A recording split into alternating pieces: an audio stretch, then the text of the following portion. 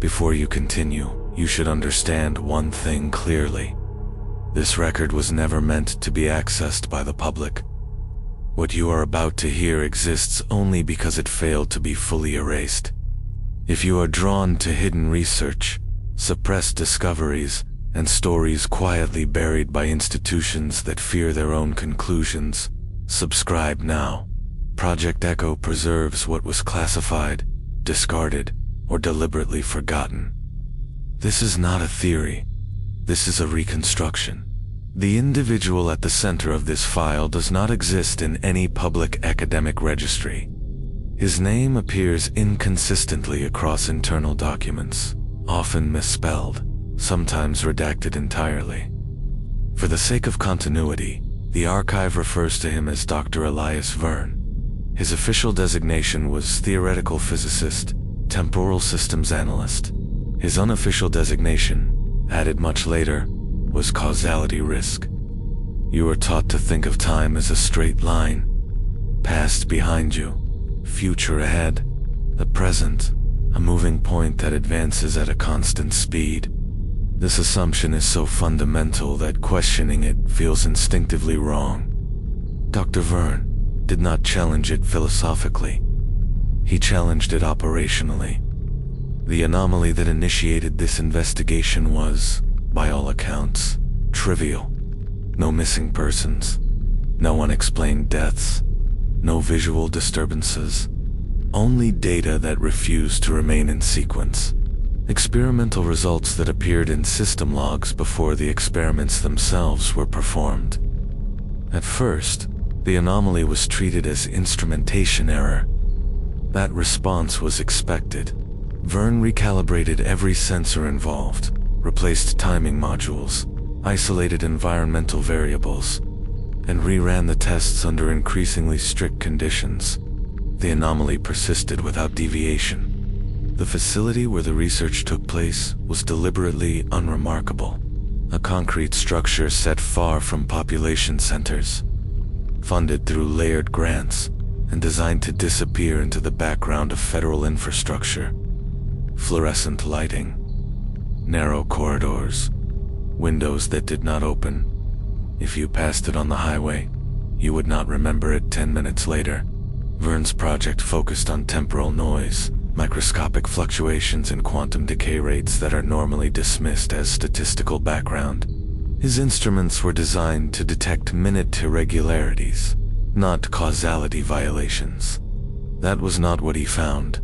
During a controlled decay experiment, the result appeared in the system log several seconds before the apparatus activated. When the test was delayed, the result waited. When the test was cancelled, the result retroactively vanished from the log. This behavior was consistent. It was not prediction. The system was not guessing future outcomes. It was recording something that had already occurred. Verne documented the phenomenon with increasing precision. He ran blind tests, randomized schedules, and isolated the system from external time references. The anomaly remained synchronized only with the experiment itself, not the clock. The logs began correcting themselves. Timestamps adjusted retroactively. Entries reordered to reflect outcomes that had not yet been observed. When reviewed later, the data appeared internally consistent, as if it had always been that way. Verne wrote in his private notes that time, at least within the system, was not flowing forward. It was resolving backward. This distinction is critical. If time flowed backward, causality would reverse. That was not what he observed. Causes still preceded effects in experience, but the data suggested that outcomes existed prior to observation, and the present adjusted itself to meet them. You begin to feel the discomfort here. If outcomes exist first, then choice is not generative. It is corrective. Verne hypothesized that what you experience as the present moment is not being created. It is being selected, chosen from a range of already existing possibilities based on consistency. In this framework, the future is fixed. The past is what moves to justify it. Memory, then, is not recall. It is alignment. Verne became increasingly careful in his language. He stopped referring to experiments and began writing observations. His notes shifted from technical to contemplative. He described time as a reconciliation process, constantly correcting deviations to maintain coherence. He wrote that resistance to this process creates friction. Temporal friction, stress, disorientation, anxiety, acceptance, he noted, reduced symptoms. The first internal review board flagged the project when Verne submitted a report describing retrocausal stabilization. The term was removed from the official version. Funding continued. The second review occurred after Verne proposed expanding the research beyond instrumentation. He wanted to observe time at a human scale. This is where the file becomes restricted. Participants were recruited under behavioral research protocols. Simple tasks, random choices, button presses, verbal selections, actions designed to be unpredictable. Their decisions were recorded and timestamped. In every case, the decision appeared in the log before the participant acted. Subjects reported an overwhelming sense of inevitability. Not déjà vu, not confusion. A calm certainty that their actions were already complete. One subject described it as being late to your own thought. Physiological responses varied. Some participants showed acute stress reactions. Others stabilized rapidly, reporting a sense of relief. Verne noted a pattern. Subjects who accepted the sensation adjusted. Subjects who resisted deteriorated.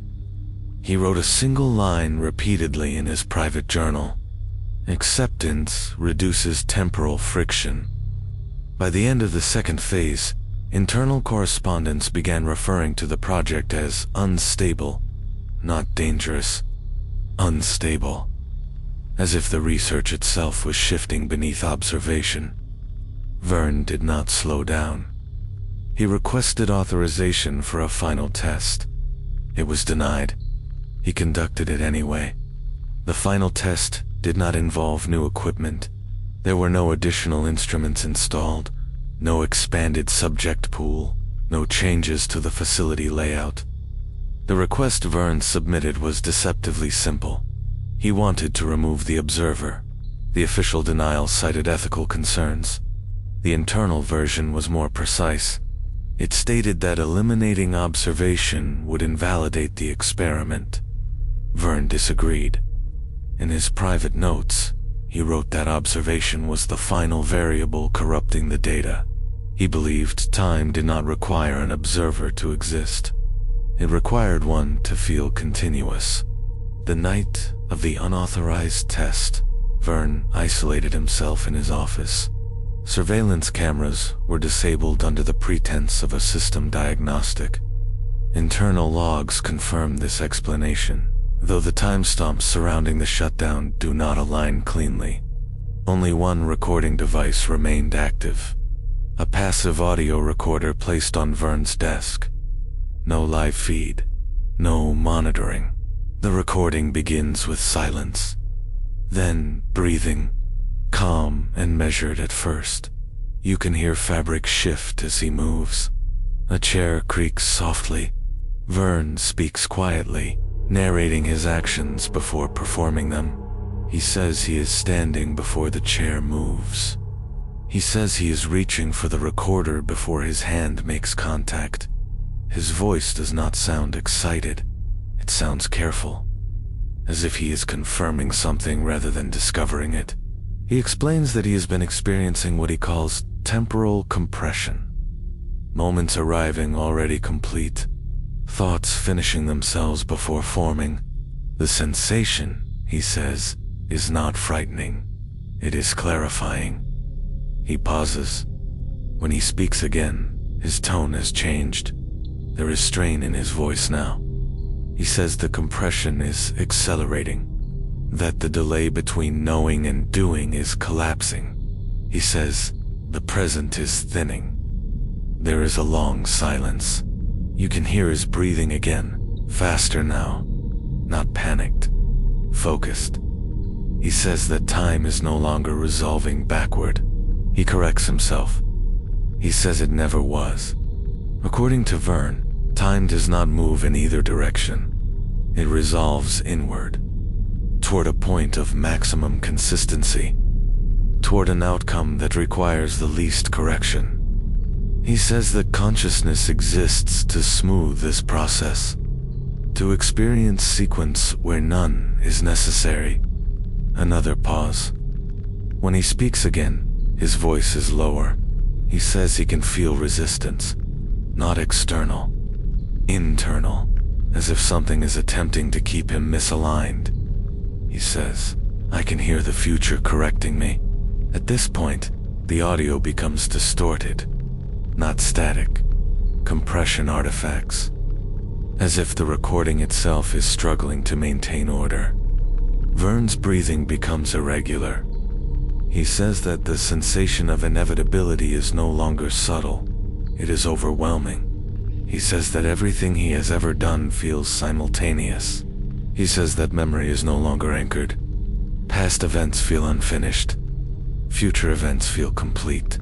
He laughs once, briefly, then stops. He says, if observation is the delay, then removing the observer should the sentence does not finish. There is a sharp sound, not a crash, more like a sudden pressure release. Then silence. The recording continues for exactly 46 seconds. During this interval, all system clocks in the facility synchronize to the same timestamp. Internal logs confirm this anomaly across independent systems. Power draw remains stable. Environmental controls remain active. Nothing shuts down. At the 46-second mark, all clocks resume normal operation simultaneously. When security personnel entered Verne's office, he was gone. There were no signs of struggle, no damage, no biological residue. His personal effects remained untouched. His coat was still on the chair. His notes were neatly stacked on the desk. The chair was warm. Thermal readings taken moments later showed residual heat consistent with recent human presence. But no movement was detected leaving the room. No doors opened. No alarms triggered. The facility's access logs showed no exit. There was no record of Verne leaving the building. More disturbingly, there was no record of him ever being inside it. Personnel rosters updated retroactively. His name disappeared from several databases. In others, it remained, but was disconnected from times, as if his presence could no longer be placed. The project was immediately suspended. All data was classified. Physical records were fragmented and distributed across separate archives. Digital copies were isolated, then selectively purged. An internal memo circulated briefly before being retracted. It stated that Dr. Verne had not disappeared. It stated that he had completed.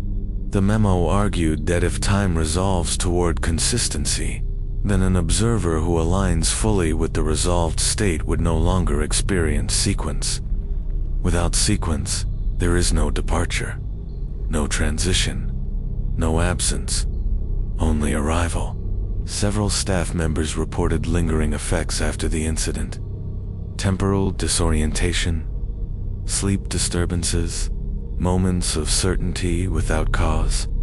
These reports were attributed to stress. One technician submitted a resignation letter containing a single sentence: "I don't feel late anymore." The facility was placed into a passive operational state. Lights remained on. Environmental systems continued running. Internal routines executed without supervision. According to internal systems, occupancy was still active. No personnel were assigned. The official explanation cites methodological instability and psychological risk. The unofficial one is more direct. It states that the system did not fail. It states that it reached equilibrium, and that whatever Dr. Verne became, it no longer required observation. The facility remained operational long after the project was officially terminated. That detail appears repeatedly in the archive. not as an anomaly, but as a point of discomfort. Systems designed to shut down without human input did not. Climate control maintained equilibrium. Lights followed programmed cycles. Maintenance routines executed themselves, as if anticipating observation. Internal status reports continued to list the facility as occupied. No personnel were assigned to investigate further. Instead, responsibilities shifted quietly to archival containment. The objective was no longer understanding. It was isolation. The remaining data was reviewed under strict protocol. Analysts noted that files associated with Dr. Verne behaved differently than other records. Cross-references failed inconsistently. Metadata resisted alignment. Attempts to timestamp certain documents resulted in system errors that resolved only when the timestamps were removed. One analyst wrote that the data appeared to reject placement. A secondary review board proposed a hypothesis that was never formally recorded. It suggested that Verne's final experiment did not remove the observer. It removed sequence itself. If consciousness exists to experience time as progression, then eliminating the delay between perception and outcome would collapse that experience entirely. Not destruction, not death, a convergence. You are asked to consider what that implies. If the future exists as a resolved state, and the present is merely the sensation of moving toward it, then arrival does not look like motion. It looks like stillness. Several months after the incident, a passive system anomaly was detected in the facility's central control room. A single console displayed activity without input. No commands were executed. No outputs were produced. The system was idle, but alert. The activity log showed one repeating entry. Sync complete. No timestamp was attached. A technician attempted to power down the console manually. The system resisted. Not physically, logically. Every shutdown command was acknowledged, then undone. The console returned to its idle state immediately, as if the shutdown had already failed. The technician later described the experience as trying to interrupt something that had already finished. The console was disconnected and placed in storage. The storage manifest lists it as inactive. Internal diagnostics continue to report otherwise. Around this time, several individuals associated with the project began reporting similar experiences. Not symptoms, sensations. A growing certainty that moments were concluding before they occurred, that decisions felt redundant. One former researcher described waking up with the clear impression that the day had already happened, not remembered, completed. Medical evaluations found no neurological abnormalities. Psychological assessments attributed the experiences to stress and exposure. The files note this explanation without endorsement. A final memo circulated within a restricted distribution list.